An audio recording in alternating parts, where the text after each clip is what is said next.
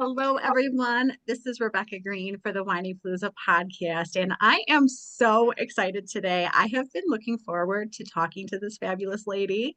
I'm going to tell you all about Sarah Armstrong, but first, I want to thank you so much, Sarah, for being here with me today.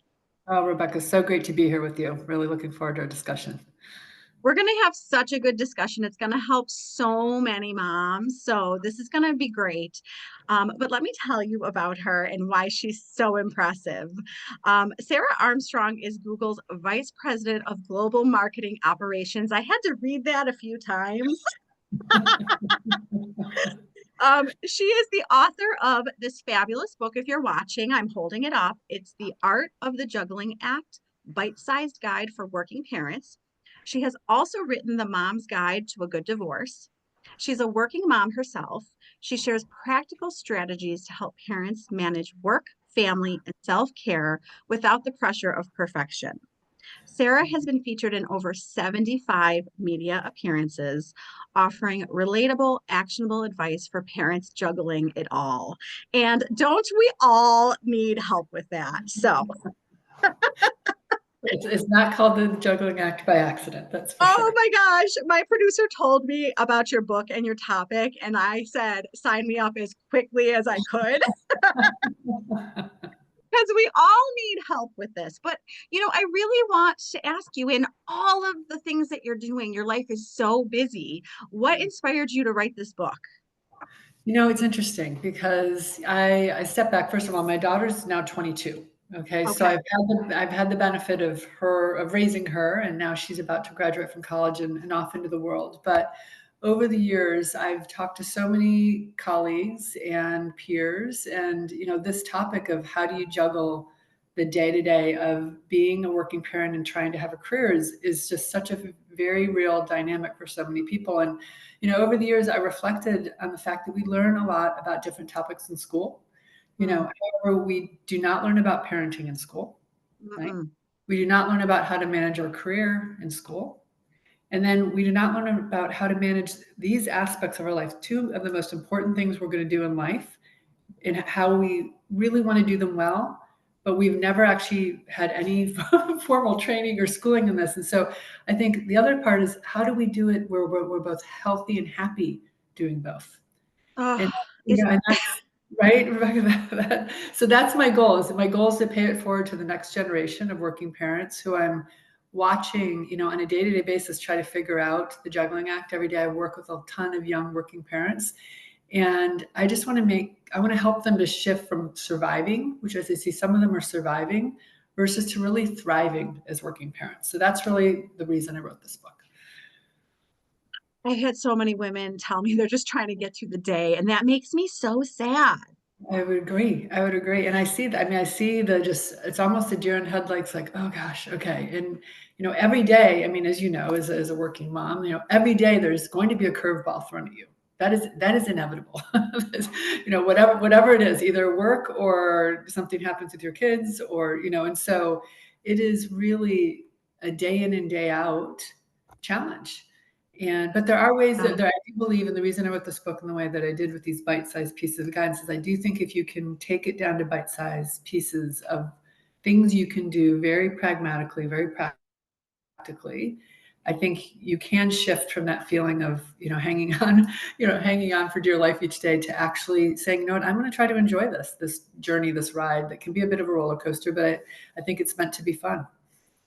yes, that is the goal for us to have fun and Yeah, try to enjoy the journey and not survive the journey, right? exactly. Exactly.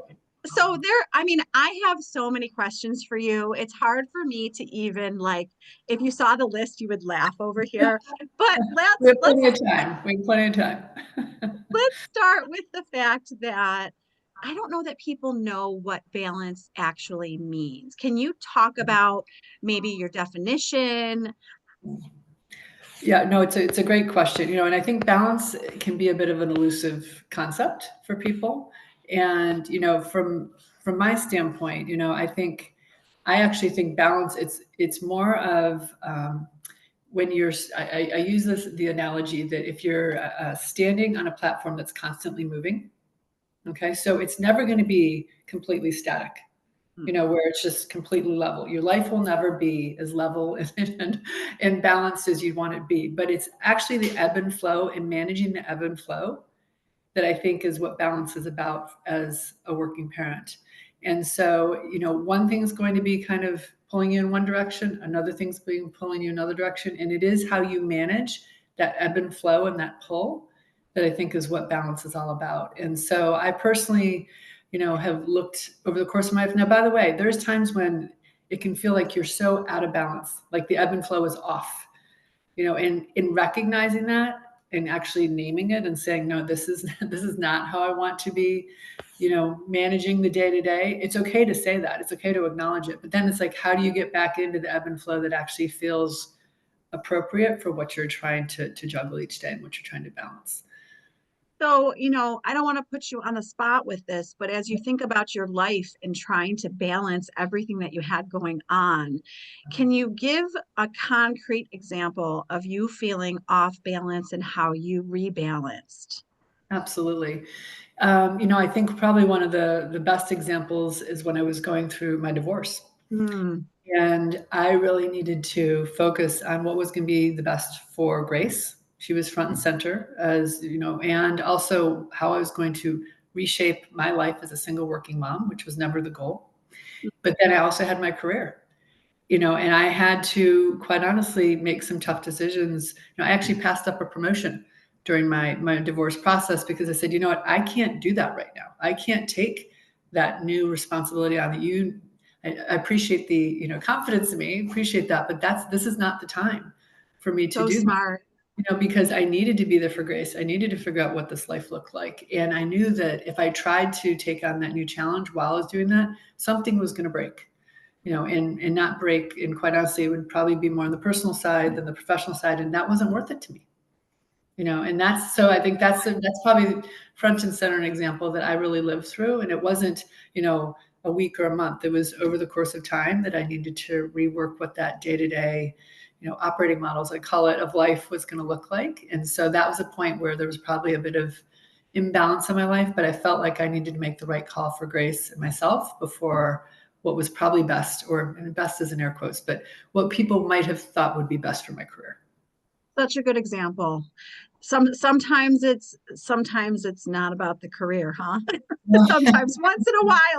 while. Oh no, I think lots of times you have to think about I think you have to figure out Yeah. what's your value system of how Yeah. you make your decisions, and Yeah. then really try to keep that as a North Star as you go through those points in life when you're being challenged on what the right call is to make in those instances. Such good awareness. That was such a perfect example. And I want to quote you because there are so many good lines. Obviously, I'm gonna remind everyone at the end to go get your book, but one of your lines was that balance is different for everyone, and we all have to define what it looks like for us.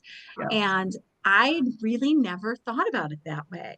Yes. Well, and it's true because if you think about what you're trying to juggle and balance in your life, Rebecca, with you and your three children, and I'm trying to balance with Grace, again, different number of children, different career demands, so it is, you can look around and try to compare yourself to others. But I always say, you know what, look at define what's going to work for you. And what works for you is Yes. all that really matters. Yes. Yes. So, okay, so that's going to take us to the word perfection. So, and it's so funny because, you know, I wish I knew this, 18 years ago when before Max was born. So we're striving for perfection. I think some of us have kind of realized that it's not possible. Some of us are still going for it. Why do you think it's so hard for us to let go of this concept? Yeah, it's interesting. No, and believe me, I call myself a recovering perfectionist, and also Yep. I use the term "relaxed type A" is another phrase I use. So what I would say is because there's this mental model that's put out into society of what we're supposed to be like, as moms in our career and all these things, and there's a lot of ways those perceptions are formed. And I talk about the book that I just don't think perception is not the goal. Because if Mm, you keep that as your bar every day, you're going to feel like you never hit it because there's Right. no way with what we just talked about, which is this ebb and flow of life, that everything's going to be perfect. And I used to have a saying, and I still have a saying, I use it often, but definitely over the course of raising Grace and trying to juggle these two important aspects of my life, I tell her, Mom's doing the best I can. I like that line. And that was my little mental mantra, that I would say out loud to her, in moments when things weren't quite going as planned. And I would say it to myself many days, like, you know what? And we always tell our kids, do the best you can. That's like, go out, and I think we have to say it to ourselves, and allow ourselves to believe that that's okay, that's the bar you need to set. So instead of telling ourselves to achieve perfection, tell ourselves to just do the best we can. Absolutely. I Yeah. like that. Yeah. And I think if you switch that out, then you can say, I did the best I could today. That's, and now, was it maybe all that you thought it'd be? Maybe not, but you know what? That's where we have to give ourselves much more grace and Agree. than we do. And I think that we just set really high, and again, I set very high standards for myself in life. Don't get me wrong, but I do think there's something about allowing ourselves, and that's why I use the term relaxed type A, because I'm definitely type A. I look to be a high achiever, but I have I think a more relaxed view about it than most people would think, given how they would probably perceive me. And so that's one of those things. I think there's a little bit of that perception versus reality piece of it as well. Well, that's amazing that you've shifted. I definitely have come a long way. I'm still working, still working on it. And I want to talk about a really important concept that you talk about, and I'm going to try to say the word. It's a tongue twister. The compartmentalization muscle. I'm like, Yeah. you can do it. Just ask her. Can you talk about what this concept means? Because it's Yeah. so important. It is so important. So I talk about the fact that in life we build a lot of muscles, and I do Pilates, and I know they talk about your core muscle and all these things. One of the most important muscles that I think we need to have as both working parents, quite honestly, as moms, and what is, any individual, is a compartmentalization muscle. And what that means is that, emotions can run high in different aspects of your life. So that's one aspect of compartmentalization. And I'm not saying that you should stuff emotions down and not deal with them, but I'm saying there's a time and a place for certain emotions to come out. So that's one aspect of compartmentalization. The other is, if you're at home with your kids, then building a muscle where your work life doesn't come into those few hours that you get to spend with your kids is really important. And so compartmentalizing out what happened at work or some things you're thinking about. And then flip side is, if you're at work, you need to be able to focus at what you're doing in your work. And if there's something that happened in the morning with your kids, or if your kids are off doing something at school, that's great. But to have that kind of creep in and distract you from what you're trying to do can also not allow you to do what you need to do in that moment on the work side. So I think there's the emotional side of compartmentalization, and there's almost like the focus, and being present in the moment for what you need to do. And it is a muscle. It is not something I think we're all naturally born with. Some people, Mm-mm. some people have it, and maybe more naturally are inclined to have that muscle in place. But if you don't have it, or if you don't feel like you have it, it's something to reflect on, of how would you build that muscle? How would you strengthen it? Because I do think it's one of for me personally in my life, of this juggling act, and also having gone through my divorce, having this compartmentalization muscle and strengthening over time has allowed me to live both aspects of my life to the fullest, and to really be present where I need to be present with Grace in the moments I'm with her, and at work when I'm with my colleagues. Yeah, I mean, I think that a lot of us have really struggled with this concept. And I asked my husband, I noticed, and I don't want to be sexist, please forgive me, everyone. I've noticed that men don't struggle with it in my life, what I've noticed, and women struggle more with it. So I asked my husband one day, like, what was his strategy to just be so okay with it? And he told me to just be where my feet are. It's a And great I way. know, right? It's And a, I know that it it's a sounds great way so of putting it. basic, right? Yeah. It just helped me so much. I couldn't figure out why he was so good at it. Yeah, no, I think it's a beautiful way to say it, in terms of, in a very, actually very pragmatic way to say it. It's like, where, you're standing where you're standing. What are you looking at? What are you focused on? And then focus there. Yes, yes, definitely a muscle we all need to build. And I think that that is an awesome strategy. And I'm wondering if there's anything else that you have used for yourself that's made a huge difference in your work-life balance, Yeah, in your work, you know what I'm saying? I do. I do. I think that one of the biggest things that I feel really strongly about is setting and protecting your boundaries. Hmm, Very much related to the compartmentalization discussion we just had. And because I do think in this life that we're now living, and with many of us working in a hybrid situation where we're at home working, we go into the office, all the things that come with that. I think figuring out what do you want your boundaries to be, both boundaries personally and professionally. And then the key about boundaries is you need to be able to share those boundaries with those around you so that they can, quite honestly, they can respect those boundaries that you're setting. Because if you only tell yourself about your boundaries and then someone steps over them, they can't respect and protect boundaries for you if they don't know they exist. And you might love get that. upset with that person because you're like, I said, or I thought to, I've set this side of time, but if no one knows that that time is for your children in the evening, for example, and someone calls you thinking you'll take this quick call, my personal example of that is when during all of Grace's childhood on my work calendar, I had blocked out what I called grace time. It literally said grace time. So when I left work from 6 to 8 p.m., I would not take calls. Now, if Mhm. someone's like, it's urgent, I would say I can talk to you at 9 p.m. I can talk to you at 8 a.m. after carpool drop off. So, and again, I'm in fairness, I'm not in a medical field where there might be, different Sure, urgencies. But I, sure. I blocked that time, and that was Grace's time, and Love it. no one Yeah. touched it. Well, And and nobody can know that unless we tell them, like you said. you have to tell them. And then, Yeah. once then, most people, I would say of my entire career, I mean, there were maybe a couple times in my Grace's 18 years of being at home that I would have taken a call between that window. It wasn't to be touched. And then that she knew that mom was going to be there, with her in that moment. So that's a piece of it. Now there's one other piece that I feel very strongly about, especially in this technological era that we all live in. And I call it finding a cupboard. And what that means is if you work outside of the home and you're coming home, putting your laptop somewhere where it is not in view.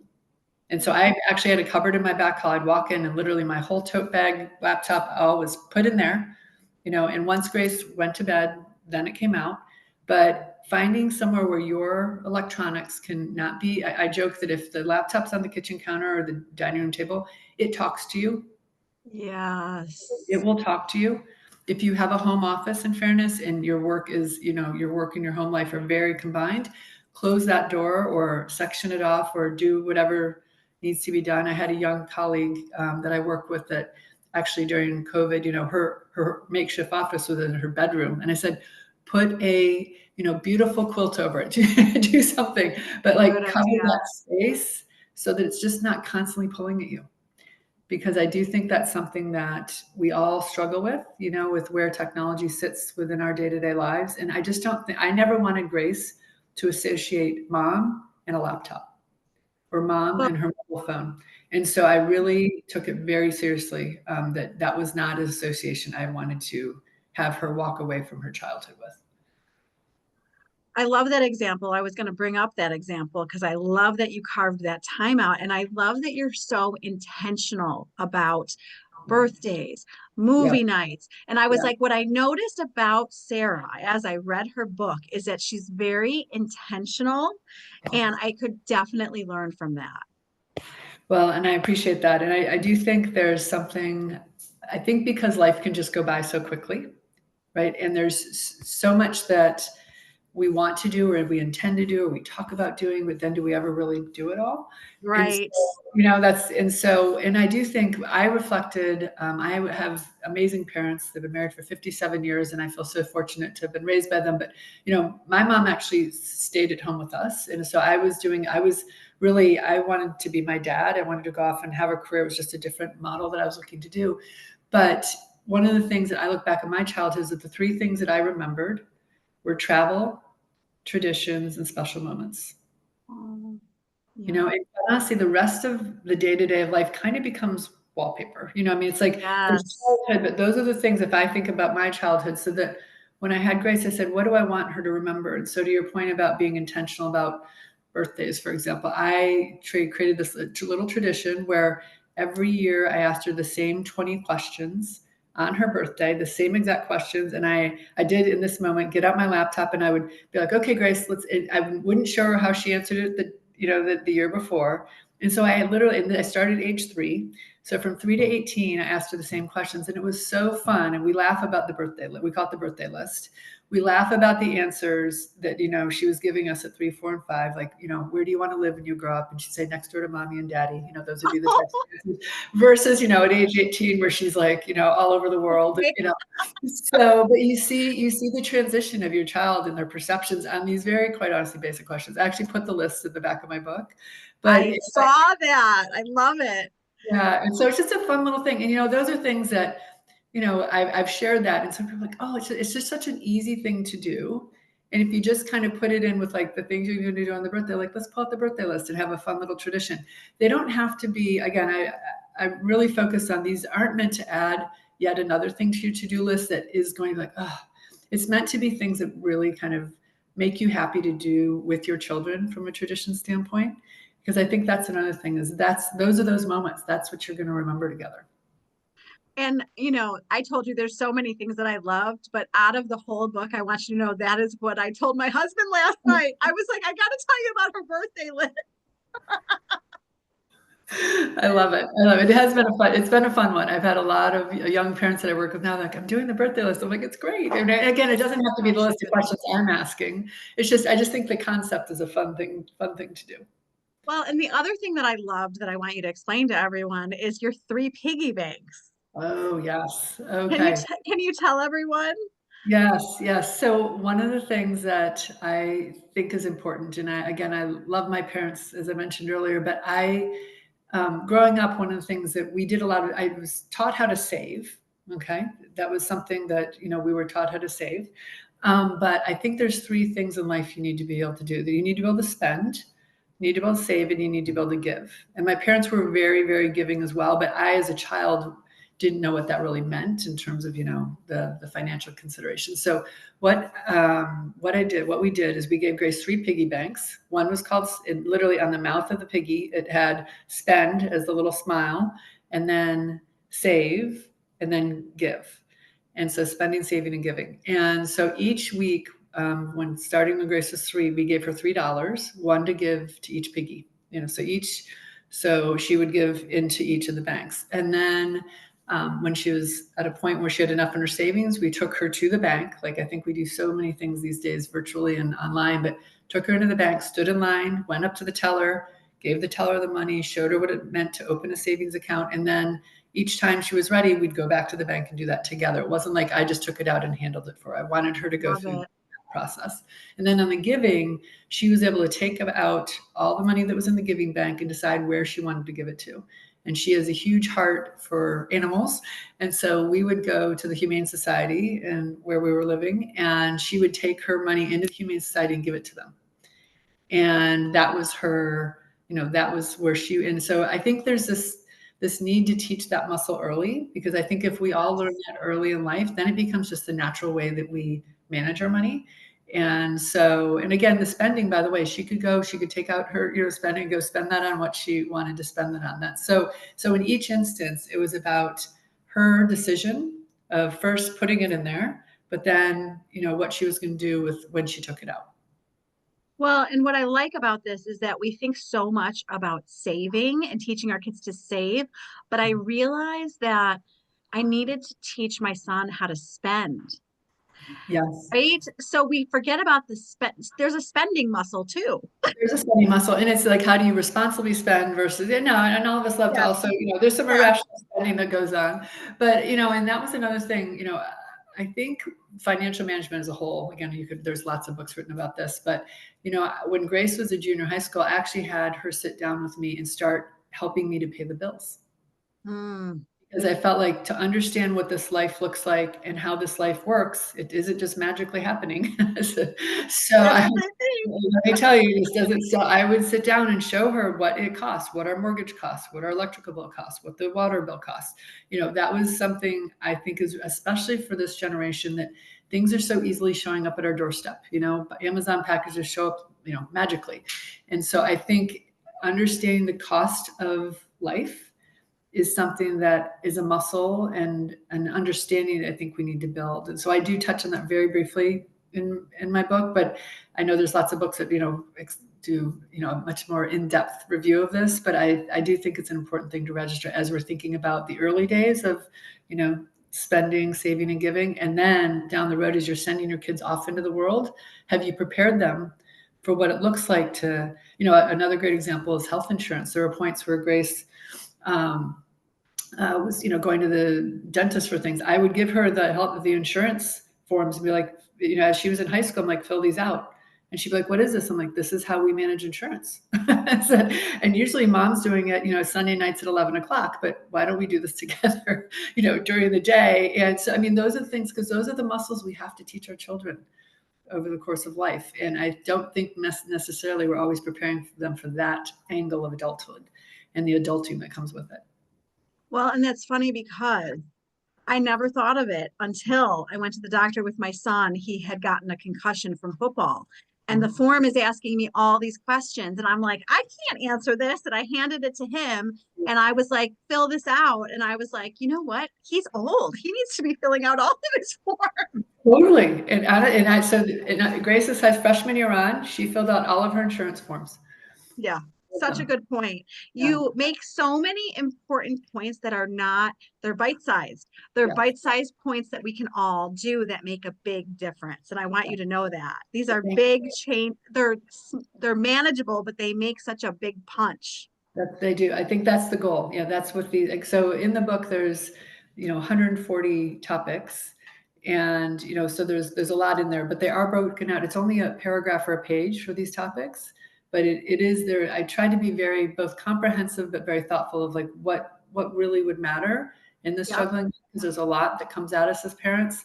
But I hope that I try to strike that balance between, the practical and the pragmatic, but the thoughtful and the kind of meaningful, if that makes sense. Definitely achieved your goal. Well, good to hear. Now let's talk about support because we can't do it by ourselves. And we No. all know that, but we all try.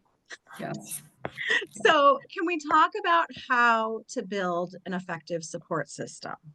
Yes. I think it's one of as you think about being a parent, and I think in the early days of parenthood, sometimes we think, no, this is my test. Like I'm supposed to be able to do all of this all by myself. And that is not the goal. And that is not the case. So I No, think building your support network and figuring out what your support network, again, similar to our discussion on balance, it's what you need for how you're looking to manage your life. And it's going to be different for everyone. So whether you have family nearby that you can lean on or not, I didn't. My family was across the country, so my support network needed to be friends, or we hired a nanny, and we were in a situation financially where we could do that. But it's about figuring out what support you need, and then really just actively managing that over the course of your children's lives, and not putting the pressure. By the way, so I'll use the nanny example. When we hired Grace's first nanny, I didn't put the pressure on that this was like the nanny for the rest of her life. I right. thought, let's figure out what we need right now. And interestingly enough, my first nanny focused on infants. Like she's like, I'm not going to be with you forever. I'm going to be with Grace for I'm all about infants. I'm like, great. I don't know anything about how to raise an infant, so we're going to be good together. But I think it's about figuring out what you need, and then over the course of time, it will evolve. And Yes. we actually had a nanny because I traveled internationally for my job. We had a nanny throughout Grace's life, and toward the end, in high school, she's like, "Mom, I don't need a nanny." And I said, "No, but Mom does." I go, Mom does for two reasons. One, I don't want you coming home to an empty house. Mm, Right? If I'm traveling and your dad's like, we're not doing that. And secondly, there is a shift to what do I need as a working parent in juggling this? And so there is the errands that need to be run and those things. And so I used to joke, I'm like, yeah, you're right. The nanny is as much for me as it is for you. And so, but just being really clear on what you need. Yes. Well, and I love that you told her that you needed it, even if she didn't. Because sometimes we do need things that they don't need. Oh, My kids, right? My kids will say, "No, no, I don't need that." I'm like, "I need that." exactly. And part of it's peace of mind, you know, Yes. part of it is Yes. peace of mind. I wanted to know that if I was traveling, we weren't the house that, everyone could go hang out at and there wasn't a parent home. Yes. Yeah. Yes. Very smart lady. So let's talk about recharging and self-care Yes. because I think that is another muscle Mhm. that us women need to work on. So can you tell us like what works for you?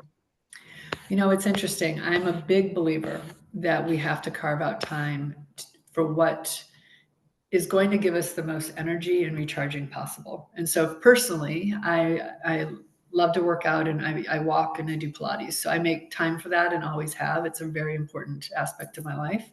But I also gave myself the gift of a weekly massage. Mm, That was my 1 hour a week where I would say to my husband at the time, and even when it was a, single family, single household situation, where that was an hour that was my recharging moment. It helped me manage my stress. It got out all the kinks.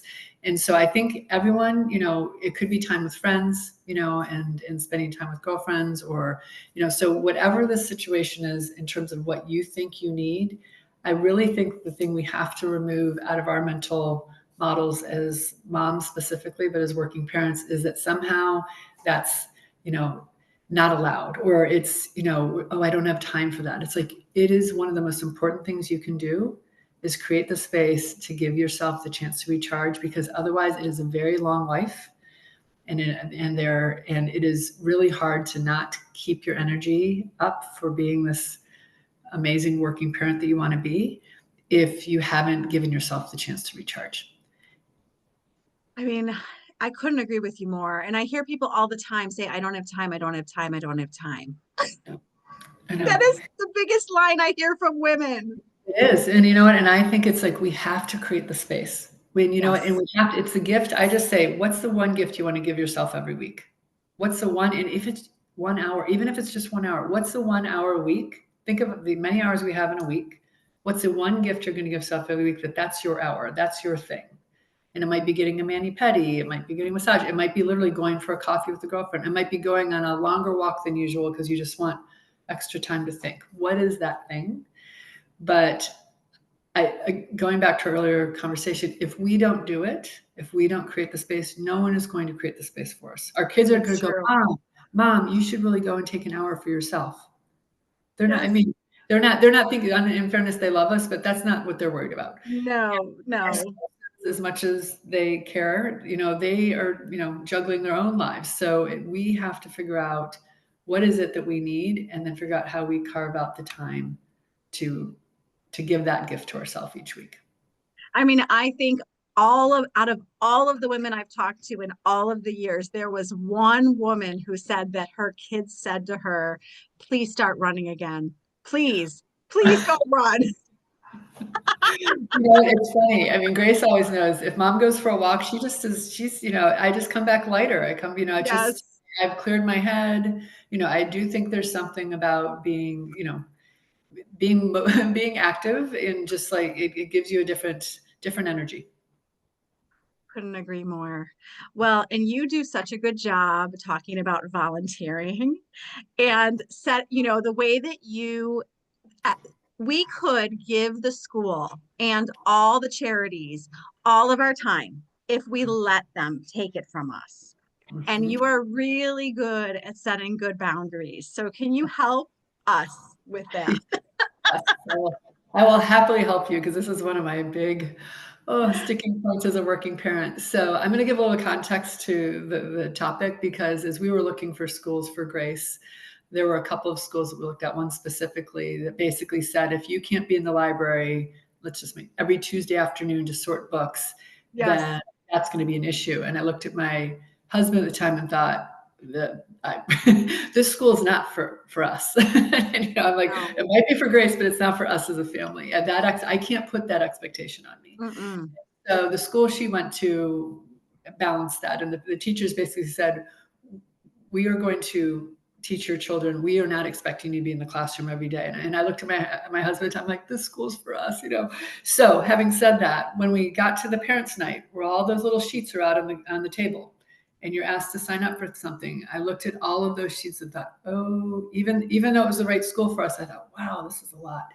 So I had a moment. And I thought, you know what? I'm just going to pick one. So I picked Valentine's Day, and I did this from the time Grace was, preschool, all the way through till they didn't want you in the classroom for so through fifth grade. But every year I did one thing. It was Valentine's Day. But what I did with that is then I made it a tradition, to go back to our earlier Love conversation. it. So Grace and I had these little cutout cookies that we would make together on a Sunday together and frost. And then I had these funny little, they're called Knox blocks, little Jello hearts that we would make and cut out and take to the kids. And I will tell you, up until Grace's graduation, I had kids walking up going, Mrs. Armstrong, I love those little hearts you made on Valentine's Day and, third grade. And I thought, it's just that. So it's those little things. And again, these aren't big elaborate things, but the combination of focusing on one thing, doing it each year, and creating a tradition with it allowed me to feel like I was part of Grace's school with her and her classmates. And that was what Mom did. She knew I was. Now, I wasn't, by the way, at a lot of the other events. I couldn't make the Christmas party because of my work schedule, whatever. So you have to also allow yourself to know you're not going to be everywhere all the time if you're a working parent, and all of those events are happening. Some of them you might not be there for, and that's okay. So that the volunteering thing, but the demands and the expectations, we have to define what is going to work for us, and then just figure out what that thing is for you, and then just try to do one thing really well.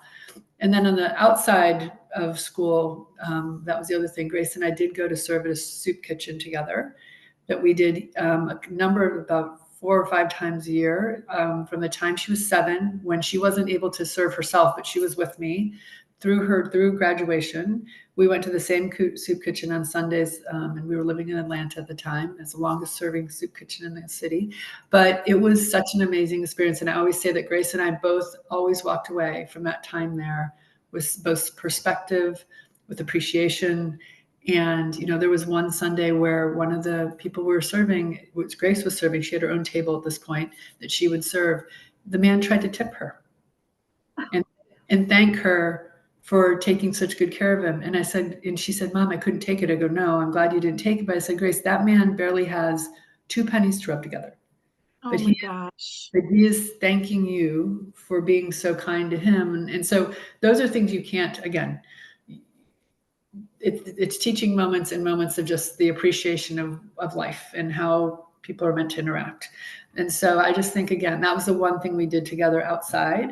And I wanted to do something that we could do together. And so again, going to your back, I was a bit intentional on that. Finding a place that allows you to volunteer with your children at a younger age is tough. I had to really look for that was the only soup kitchen that would allow her to come in at 7. But then over the course of time, she graduated into having her own table, and you could see, and that was just fun to watch the evolution of that. Well, and everything you're saying is so manageable. That's what I love about it. You're Yeah. not telling us to go volunteer for every party. You're telling us pick one. Yeah, pick one.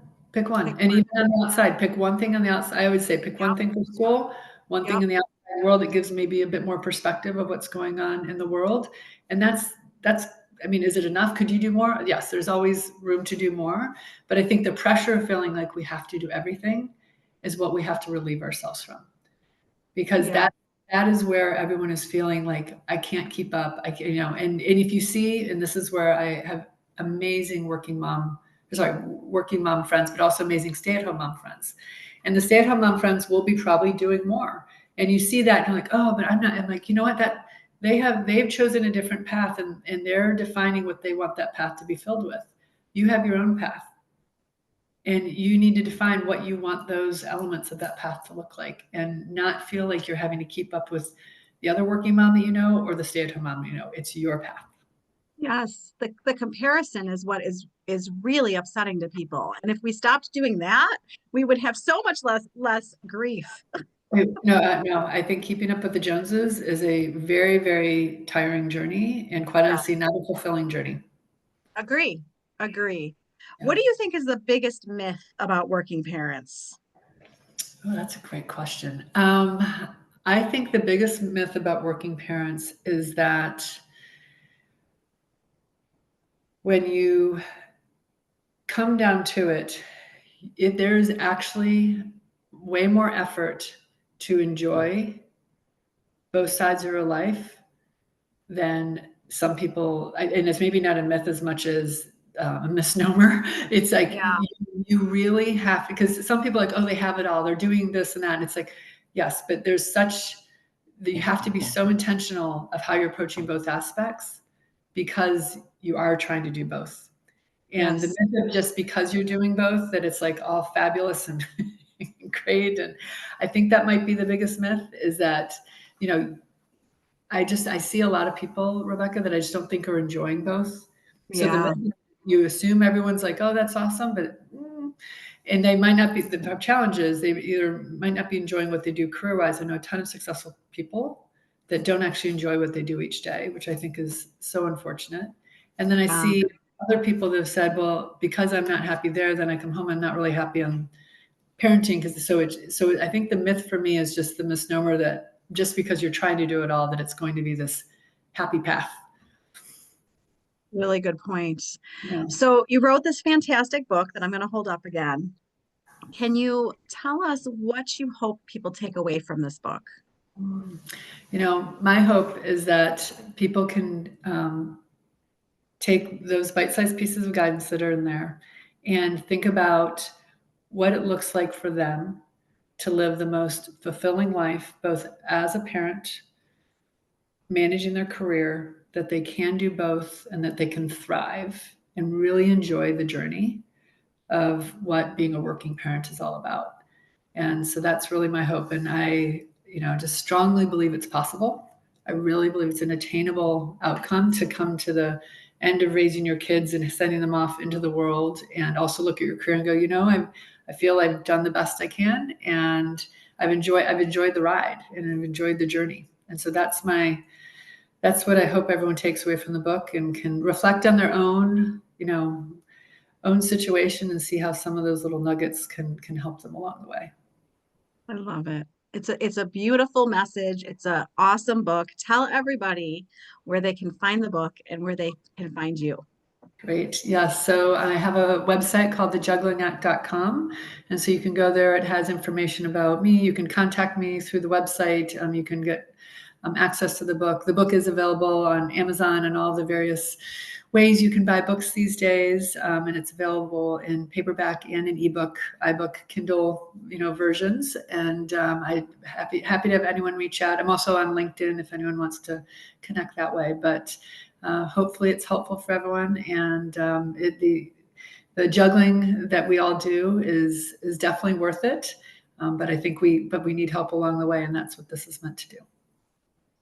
Well, I loved your book and I loved talking to you as I knew I would. And I cannot thank you enough for your valuable time. Oh, well, thank you, Rebecca, for having me. Loved our discussion. This is Rebecca Green, and I want to remind everyone to spend every day laughing, learning, and loving. Thank you for tuning in to the Whiny Palooza podcast. If you like what you heard, please be sure to subscribe so you never miss an episode. While you are there, leave a review. I love to hear your feedback. Thank you so much for listening. Until next time. This show has been produced by Market Domination, LLC. To discover how you can have your own show completely done for you and turn it into a real published book and become the authority in your marketplace, go to www.marketdominationllc.com/podcast offer.